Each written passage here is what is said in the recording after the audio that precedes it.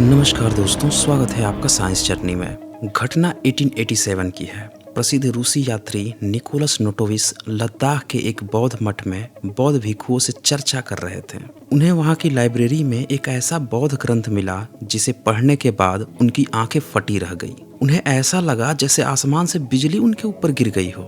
दोस्तों, इस वीडियो को अंतिम तक देखिएगा, क्योंकि इस वीडियो को देखने के बाद आपको कुछ ऐसा पता चलेगा जो आज तक आपको नहीं बताया गया, और ये पूरी तरह से हैरत अंगेज कहानी है।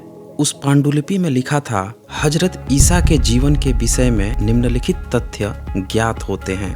पहला, उनका जन्म मरियम के पेट से हुआ जो कि कंवारी थीं। दूसरा, 12 साल की आयु में वह यरूशलेम के मंदिर में खो गए थे। तीसरा, 30 साल की आयु के लगभग उन्होंने उपदेश देना आरंभ किया और उसके लगभग 2 साल बाद उन्हें सूली पर चढ़ाया गया। साथ ही उस पांडुलिपि में कुछ और भी बातें लिखी थी, जैसे 12 से 30 वर्ष के दौरान ईसा ने क्या किया, कहाँ रहे आदि प्रश्नों का उठना स्वाभाविक है। रेनन जैसे ईसा के जीवनीकार ने इन प्रश्नों पर चुप्पी साध ली, लेकिन अब ऐसे तथ्य सामने आए हैं कि ईसा मसीह उक्त सालों में भारत आए और यहाँ के अनेक धर्मों को समझने के बाद उन्हें छोड़ते गए। बाद में वे बुद्ध धर्म की ओर आकृष्ट हुए और उसका गंभीर अध्ययन कर लोगों को उपदेश देते हुए पश्चिम की ओर चले गए। दोस्तों, इस पांडुलिपि में आगे बहुत सी ऐसी बातें लिखी हैं जो आपको चौंका देगी, जो मैं इस वीडियो के सेकेंड हाफ में बताऊंगा। सबसे पहले तो हम इस बात को समझते हैं कि ये जो पांडुलिपि निकोलस नोटोविस को मिली, इसके पीछे की क्या कहानी है, और जब उन्होंने इसे प्रकाशित किया तो तमाम दुनिया में इसका क्या प्रभाव पड़ा। दरअसल निकोलस नोटोविस ने खुद अपने नोट्स में लिखा है कि 1894 ईस्वी में इस पांडुलिपि को उन्होंने फ्रेंच में इसका ट्रांसलेशन प्रकाशित करवाया। फिर उसके बाद अंग्रेजी में तथा उर्दू में भी प्रकाशित किया गया। नोटविस को बचपन से ही भारत देखने का, वहाँ के रीति रिवाज समझने जानने का बहुत ज्यादा शौक था, तो वो निकल गए टूर पे। काफ पर्वत और फारिस देश की यात्रा करता हुआ आखिर 1887 ईस्वी में भारत की ओर वो चल दिए। वो आगे लिखते हैं, मैं दर्रे बोलन के रास्ते से हिंदुस्तान में पहुंचा। फिर निकोलस रावलपिंडी होते हुए अमृतसर पहुंचकर दरबार साहिब के भी दर्शन किए, और फिर वो महाराजा रणजीत सिंह की समाधि देखने के लिए कश्मीर में भी गए, और वहीं से लद्दाख की तरफ गए थे, जहां पे एक बौद्ध मठ था जिसका नाम हंस मठ था। उसी की पुस्तकालय में उन्हें ये पांडुलिपि मिली थी। अब चूंकि उन्हें बौद्धों की भाषा आती नहीं थी, तो उसी हंस मठ के जो लामा थे उनसे उन्होंने कहा कि ये जो आप लोग बता रहे हो कि ईसा के बारे में लिखा है, तो उसका जीवन चरित्र मुझे पढ़कर आप लोग खुद सुनाएं। और फिर जब लामा ने ईसा के बारे में जो चीजें लिखी थी वो सुनाया,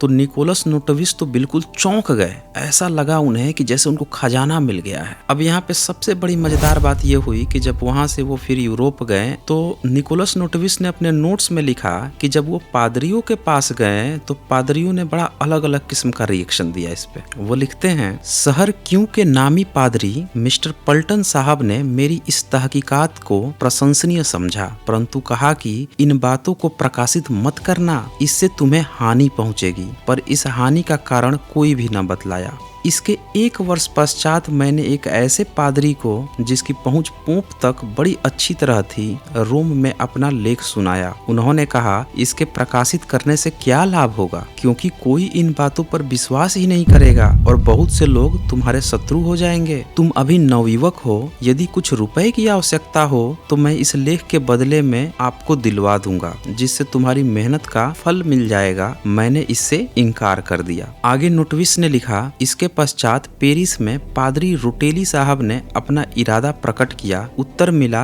अभी इसका समय नहीं है। पहले ही ईसाई मत को नास्तिक लोगों के हाथों से हानि पहुंच रही है। तुम ईसाई धर्म के छिद्र दर्शकों और शत्रुओं के हाथ में एक और नया हथियार दे दोगे। इस कारण से मैं तुम्हें सारे ईसाई संप्रदायों की भलाई के लिए कहता हूँ कि तुम अपनी खोजों को प्रकाशित मत करो। तो यहाँ आप देख रहे हैं कि तमाम जो पादरी हैं वो भी इनको मना कर रहे थे तरह तरह से। आगे नोटविस लिखते हैं, इसी प्रकार मैंने यह पुस्तक एक अन्य प्रसिद्ध पादरी को दिखाई। उसने कहा, पुस्तक को मेरे पास छोड़ जाओ। मैं यह समझकर कि मुफ्त में यह अपना ही नाम करना चाहता है, पुस्तक को वहां छोड़ आने से इनकार कर दिया और उस पादरी की मृत्यु के 1 वर्ष पश्चात इसके छपवाने का प्रबंध किया। अच्छा, नोटविस जो है उन्होंने आगे ये भी लिख दिया, इस इससे पहले कि मेरी प्रकाशित की हुई बातों पर उंगली उठाई जाए, मुनासिब यह होगा कि कोई विद्या प्रेमियों की सभा कुछ विद्वानों का कमीशन भेजकर इस बात की तहकीकात करवा ले कि जिन बातों को मैंने पब्लिक के सम्मुख रखा है वे बौद्धों की पुस्तकों में लिखी हुई है या नहीं। अब मैं जो उन्होंने अनुवाद किया था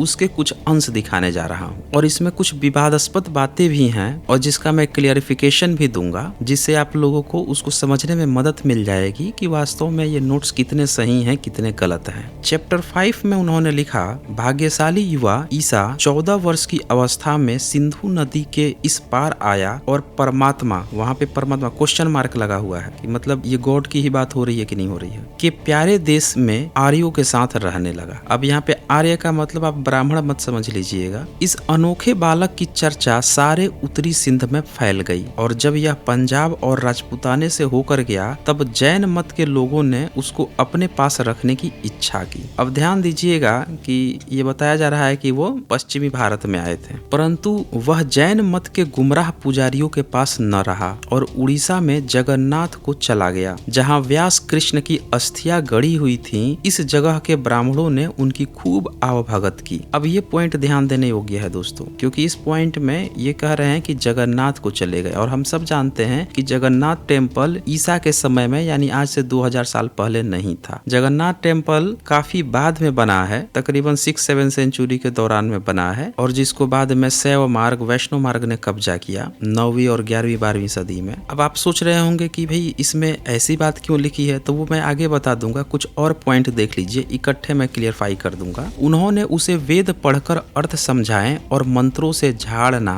लोगों को वेद शास्त्रों को पढ़ाना और समझाना, लोगों में से भूत प्रेत निकालकर अच्छा करना आदि सिखलाया। अब जरा सोचिए, जो ब्राह्मण का ये क्लेम है कि भाई वेद तो वो किसी शूद्र को पढ़ने ही नहीं देता था, तो भला ये किसी विदेशी को वेद कैसे पढ़ने देगा? वो तो अपनी बीवी तक को भी वेद नहीं पढ़ने देता था। ये तो अलबरूनी भी लिख के गया है। तो जाहिर सी बात है कि ये नोट्स जो हैं काफी बाद में लिखे गए हैं और हाथ से लिखे गए थे। 1887 में जब निकोलस नोटोविस को ये पांडुलिपि मिली थी, हाथ से किसी बौद्ध भिक्षु ने लिखी थी, यानी ये कहानी जो है काफी बाद में लिखी गई है। जगन्नाथ राजगृह बनारस और दूसरे तीर्थों में 6 वर्ष रहा। प्रत्येक मनुष्य ईसा को प्रेम करता था क्योंकि वह वैश्यों और शूद्रों के साथ मोहब्बत से बर्ताव करता था और उनको वेदों और शास्त्रों का उपदेश देता था। तो यहाँ पे आप साफ साफ देखें कि जब भारत में वर्ण व्यवस्था यानी कि ये 13वीं-14वीं सदी के बाद जब चीजें आई हैं, तब का ये नोट्स लिखा गया है। ये बात यहाँ पे साफ साफ आपको ध्यान देने योग्य है। परंतु ब्राह्मणों और क्षत्रियों ने उससे कहा कि उन लोगों से बर्ताव संबंध रखने का जो कि उरुओं, जंघाओं और पैरों से पैदा हुए हैं, अर्थात जो वैश्य और शूद्र हैं, परमात्मा से निषेध किया है। तो यहाँ आप देख रहे हैं कि यहाँ पे वर्ण व्यवस्था की बात आ रही है और अछूतपन की बात आ रही है, यानी कि ये पूरी कहानी जो लिखी गई है वो पिछले 1000 ईयर्स के अंदर की बात है। 7th पॉइंट, यह भी कहा गया है कि वैश्यों को केवल वेदों को सुनने का अधिकार है और इतना भी केवल त्योहारों पर। तो देखें, वैश्यों को केवल वेदों का सुनने का, यानी कि ये कहानी जो है अलबरूनी के भी बाद में लिखी गई है, क्योंकि अलबरूनी के समय में भी वेद सुनने का हक वैश्यों को नहीं था और अभी त्योहारों के समय में इनको हक दिया गया है। यानी ये साफ साफ यहाँ से पता चलता है कि 11वीं सदी के बाद की ही ये नोट्स लिखे गए होंगे। और कहा कि शूद्रों को केवल वेदों के सुनने से ही निषेध नहीं, बल्कि उन्हें तो वेद देखने का भी निषेध है, क्योंकि उनका धर्म सेवकों की हैसियत से ब्राह्मणों, क्षत्रियों और वैश्यों की सेवा करना है। ये आप देख रहे हैं, मनुस्मृति तब तक आ चुकी है। यह भी कहा गया कि परमात्मा की आज्ञा है कि वे शूद्र मरने के बाद सेवा धर्म से छूट सकते हैं, इस कारण से तुम उन्हें छोड़ो, हमसे मिलो और देवताओं की पूजा करो। यदि तुम इनकी आज्ञा का उल्लंघन करोगे तो वे तुम पर क्रोधित होंगे। परंतु ईसा ने उनका कहना न माना और शूद्रों की तरफ चला गया, ब्राह्मण और क्षत्रियों के विरुद्ध बोलने लगा। उसने किसी मनुष्य के इस वचन को, मुझे दूसरे लोगों के अधिकार छीन लेने का अख्तियार है, बहुत बुरा बतलाया। और यहाँ पे एक बात आपने ध्यान दिया होगा कि जब इन्होंने लिखा कि जगन्नाथ में व्यास कृष्ण की अस्थियां गड़ी हैं, तो अस्थियां गाड़ने का काम सिर्फ बौद्ध करते थे। याद रखिएगा दोस्तों, शरीर को जलाते थे, अस्थि को लेकर नीचे दफना देते थे। तो जगन्नाथ में ये जो व्यास कृष्ण बोल रहा है, यानी कि ये किसकी बात कर रहा है? ये किसी बौद्ध भिक्षु की ही बात कर रहा है। और चूंकि ये कहानी ही बहुत बाद में लिखी गई है, इसीलिए इसको डायरेक्ट पढ़कर ऐसा आपको प्रतीत हो रहा होगा किसी ब्राह्मणिकल सिस्टम की बात हो रही है। ईसा इस बात को नहीं मानते थे और वेद और पुराणों की रचना परमात्मा ने की है। तो आप समझ सकते हैं कि जब पुराण लिखे जा चुके थे तब की ये बातें आ रही हैं, क्योंकि वेद पुराण एक साथ इसमें चर्चा आ रही है। मैं यहाँ पे सिर्फ मुख्य पॉइंट दिखा रहा हूँ जो इससे रिलेटेड है। ईसा त्रिमूर्ति पर विश्वास नहीं रखता था और यह नहीं मानता था कि विष्णु, शिव और दूसरे देवता परमात्मा के अवतार है। यानी साफ साफ बात है कि तब तक वैष्णविज्म और शैविज्म आ चुका था। वैश्य और शूद्र लोग ईसा की ऐसी बात को सुनकर हैरान होते और प्रशंसा करते न थकते। वे ईसा से पूछते थे कि हम अनंत जीवन मोक्ष के लिए क्यों कर प्रार्थना करें। ईसा ने कहा, मूर्ति मत पूजो क्योंकि मूर्ति सुन नहीं सकती। वेदों को सुनना छोड़ दो क्योंकि उसमें सच्चाई के गले पर छुरी चलाई गई। अपने आप को सबसे बड़ा न समझो और अपने पड़ोसी का अपमान न करो। गरीबों की सहायता करो, निर्बल लोगों की रक्षा करो, किसी का नुकसान न करो और दूसरी की चीज पर लालच न करो। इसी तरह से अध्याय 6 में लिखा गया कि जो उपदेश ईसा शूद्रों को दिया करते थे उसे सुनकर ब्राह्मणों और क्षत्रियों ने उन्हें यानी ईसा को मार डालने का इरादा किया, इस उद्देश्य से कि उन्होंने अपने सेवक इस नवयुवक उपदेष्टा की खोज में भेजे। परंतु शूद्रों ने ईसा को यह बात पहले ही बतला दी थी। वे रातों रात जगन्नाथपुरी से निकल गए और गौतम के शिष्यों के पहाड़ी इलाके में जा बसे जहाँ शाक्य मुनि बुद्ध पैदा हुए थे। थर्ड पॉइंट, पाली भाषा के विद्वान बनकर न्यायशील ईसा सूत्रों की पुस्तकों को पढ़ने लगे। फोर्थ पॉइंट, 6 साल के बाद ईसा ने, जिसे बौद्धों ने अपने शास्त्र को फैलाने के वास्ते चुन रखा था, उन धर्म ग्रंथों की व्याख्या करने में पूरी योग्यता प्राप्त कर ली थी। तो यहाँ पे आप देख रहे हैं फिफ्थ पॉइंट, इस समय ईसा नेपाल और हिमालय की पहाड़ियों को छोड़ राजपूताने में आ गए और लोगों को यह उपदेश देते हुए कि मनुष्य में पूर्ण बनने की योग्यता है, पश्चिम यूरोप की ओर चले गए। सिक्स पॉइंट, ईसा ने बतलाया कि बुद्ध पद को प्राप्त होने का निसंदेह कारण पड़ोसी से भलाई करना है और कहा कि जो मनुष्य सच्ची पवित्रता को प्राप्त करेगा वह पापों से छुटकारा पाकर निर्वाण पद को पाएगा। तो आप यहाँ पे देख पा रहे हैं कि ये जो पांडुलिपि मिली 1887 में निकोलस नोटोविश को, उसमें ये सारी बातें लिखी हुई थी। यानी जिस भी बंदे ने ये बात लिखी थी उसको इस बात का तो आइडिया था कि 12 से 30 साल के बीच में जीसस जो है वो इन इलाकों में आए थे। अब यहाँ पे इस चीज को सिलसिलेवार ढंग से मैं आपको क्लियर करता हूं कि यहाँ चक्कर क्या हुआ है। देखें, यरूशलेम से जब आप भारत आएंगे तो बीच में ईरान भी पड़ेगा। तो ईरान जो है वहां पे अगर 2000 साल पहले की बात करें तो वहां पे वर्ण व्यवस्था चलती थी। वहां पे क्षत्रिय होते थे, वहां पे ब्राह्मण होता था, वहां पे वैश्य होते थे और वहां पे कारीगर वर्ग होता था यानी शूद्र होता था। जब वो आए होंगे ईरान वगैरह में तो वहां पे उन्होंने उस वर्ण व्यवस्था की चर्चा की होगी और वहां पे उनके पारसियों का जो धर्म था उसको उन्होंने फेस किया होगा और इसीलिए ये वर्ण व्यवस्था की बातें आई है। तो जिस भी बंदे ने यहाँ पे ये मेंशन कर दिया कि वो भारत में आ गए और ब्राह्मणों के वेद पुराण और इस चीजों को देखा, ये दरअसल ब्राह्मणीकरण किया गया है। दरअसल ये घटना हुई होगी ईरान के जगह। फिर वहां पे जब उन्होंने विरोध किया होगा कि भाई देखो ये तुम लोग ठीक नहीं कर रहे हो, शूद्रों को या जो वर्ग को तुम नीच बना रखे हो, तो वहां के लोगों ने विरोध किया होगा। तब वो भारत के देश में आए होंगे और पूरे भारत को उस समय बुद्ध देश कहा जाता था क्योंकि भारत तो पूरा बुद्धमय था आज से 2000 साल पहले। वहां तो भारत में तो यूनिवर्सिटीज थी इतनी बड़ी बड़ी। बाइबल में इस बात का कहीं भी वर्णन नहीं मिलता कि ईसा अपनी आयु के 12वें वर्ष से लेकर 30 वर्ष की आयु तक क्या करता था और कहाँ था। इससे प्रकट है कि उसने अपना यह समय ज्ञानार्जन, धर्म चिंतन और प्रवास में बिताया होगा।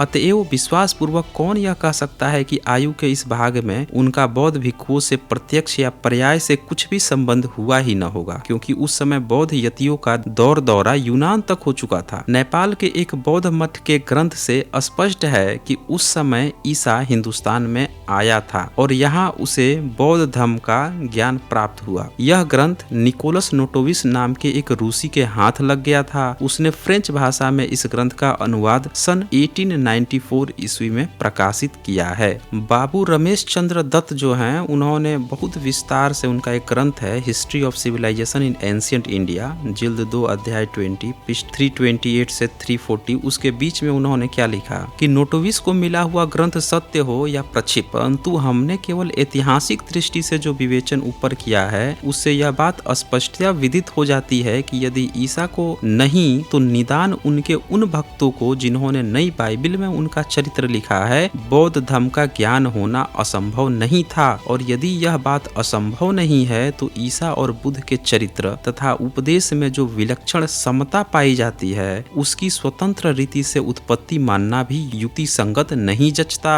यही नहीं, एडमंस और एनएसए जैसे विद्वान जो लोग हैं उन्होंने कथोपदेश पर बहुत ज्यादा काम किया। उनकी प्रसिद्ध एक पुस्तक है बुद्धिज्म एंड क्रिश्चियन गोस्पेल्स। अच्छा, मैक्स मूलर ने भी ये इंडिकेट किया था कि ईसा और बुद्ध में ऐतिहासिक संबंध होना प्रतीत होता है। इसके साथ ही और भी बहुत सारे विद्वानों ने इस बात को स्वीकार किया कि हाँ, इन दोनों में कुछ न कुछ बातें थीं, क्योंकि इसकी जो इंटरनल संरचना है ईसाइयत की वो बुद्ध मार्ग से मैच करती है। इवन आप देखेंगे कि उनके हाथों की मुद्रा वगैरह है ईसा की, वो भी बुद्ध की मुद्राओं की तरह मिलती है। बुद्ध ने जो करुणा की और क्षमा की बातें की हैं वही चीजें जीसस में भी देखने को मिलती है। जैसे वो मरते समय भी अपने मारने वालों को भी कहते हैं कि दया करो, करुणा करो। ये सारी बातें जो हैं अब्राहमिक रिलीजन में नहीं मिलती। जैसे आप इस्लाम में देखें तो मुहम्मद दुश्मनों को मारते हुए नजर आते हैं, लेकिन जीसस में ये जो करुणा की भावना आती है इसका भी मिलाप ये देखने को मिलता है कि कहीं ना कहीं उनका कनेक्शन बौद्ध मार्ग से था ही। एक सबसे खास बात यह है कि सम्राट अशोक के समय में ही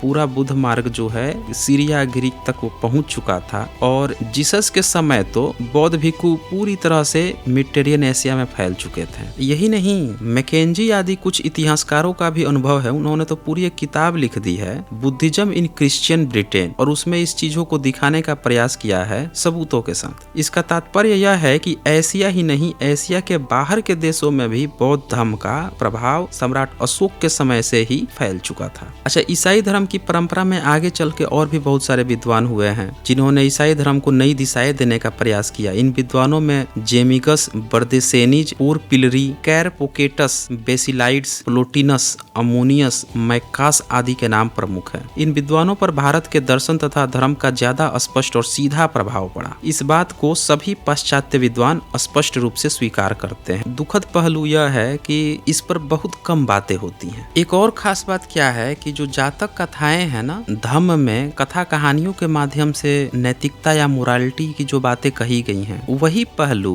बाइबल में भी देखने को मिलता है। वहाँ भी कथा कहानियों के माध्यम से उन चीजों को नरेट किया गया है, बताया गया है। इस पर कई विद्वानों ने यह टिप्पणी की कि यदि ईसाइयों के धर्म ग्रंथों में से उनसे संबंधित विशिष्ट नाम हटा दिए जाएं तो अनेक उपदेश और कथाएं बौद्ध उपदेशों और कथाओं से भिन्न नहीं प्रतीत होते। तो दोस्तों, मैं ये कहूँगा कि इस वीडियो को ज़्यादा से ज़्यादा शेयर कीजिए, क्योंकि ये एक बहुत ही महत्वपूर्ण जानकारी है। तो आज बस इतना ही।